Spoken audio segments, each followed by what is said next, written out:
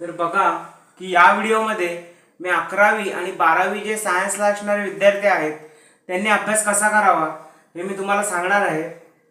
आणि हा व्हिडिओ इयत्ता 10वी आणि 9वीच्या विद्यार्थ्यांसाठी सुद्धा अत्यंत आवश्यक आहे। म्हणजे बघा की इयत्ता 9वी आणि 10वी त्यानंतर 11वी आणि 12वी यांच्यासाठी हा व्हिडिओ काय आहे, अत्यंत महत्त्वपूर्ण आहे। आणि इतर शालेय विद्यार्थ्यांसाठी सुद्धा हा व्हिडिओ महत्त्वाचा आहे, परंतु इतर शालेय विद्यार्थ्यांना असणारे विषय हे वेगवेगळे असतात। परंतु आपण सायन्स आणि मॅथ्सला अनुसरून जे विषय आहेत म्हणजे इंजिनिअरिंग आणि मेडिकल या क्षेत्रामध्ये जे जाणारे मुलं आहेत त्यांना नेमकं कोणता अभ्यास करणं गरजेचं आहे आणि कोणती स्ट्रॅटेजी केली पाहिजे हे मी या व्हिडिओच्या माध्यमातून सांगणार आहे। तर सर्व विद्यार्थ्यांनी हा व्हिडिओ शेअर करावा। माझं नाव अक्षय विनायक राजवाडे, माझं क्वालिफिकेशन आहे MSc BEd आहे। माझं सर्टिफाईड सायकोलॉजीचा कोर्स केलेला आहे मी। त्यानंतर मी स्वतः 2 पुस्तकं प्रकाशित केलेली आहेत।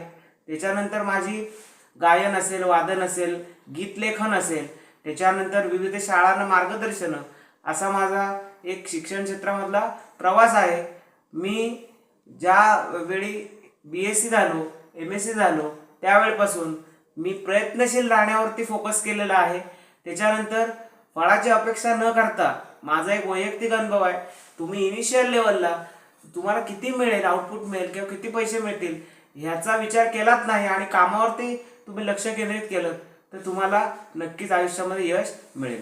तर बघा की लक्षात घ्या की इयत्ता 9वी, 10वी, 11वी, 12वी च्या विद्यार्थ्यांनी अभ्यास कसा करावा, स्पेशली मग फिजिक्स असेल, केमिस्ट्री असेल, मॅथ्स असेल, बायोलॉजी असेल, अदरवाईज सायन्स असेल, त्यानंतर मॅथ्स असेल। बघा म्हणजे हा video 11th and 12th science, 11th and 12th science and 9th and 10th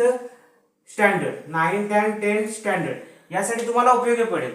तर बघा की विद्यार्थ्यांनी नेमकी कोणती स्ट्रॅटेजी परफॉर्म करणं गरजेचं आहे जेणेकरून तुम्हाला चांगले मार्क्स येतील। आणि विद्यार्थी मित्र, माझं हे वाक्य आहे हे तुम्ही कुठेतरी हायलाइट करून ठेवा की परीक्षेमधले मार्क हे तुमचं आयुष्य घडवत नाहीत, परीक्षेमधलं मार्क हे तुम्हाला कसं जगावं हे शिकवत नाहीत।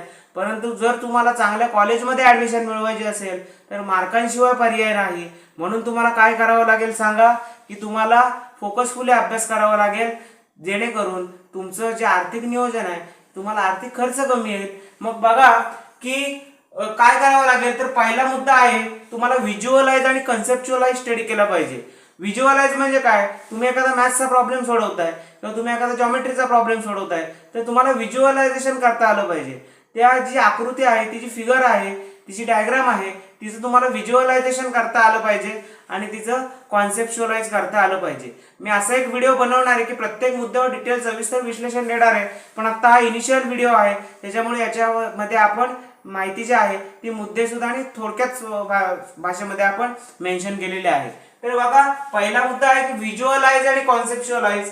त्यानंतर आहे मास्टर दी फंडामेंटल्स, ज्या काही बेसिक कॉन्सेप्ट्स आहेत त्याच्यावर तुमचं लक्ष केंद्रित असलं पाहिजे।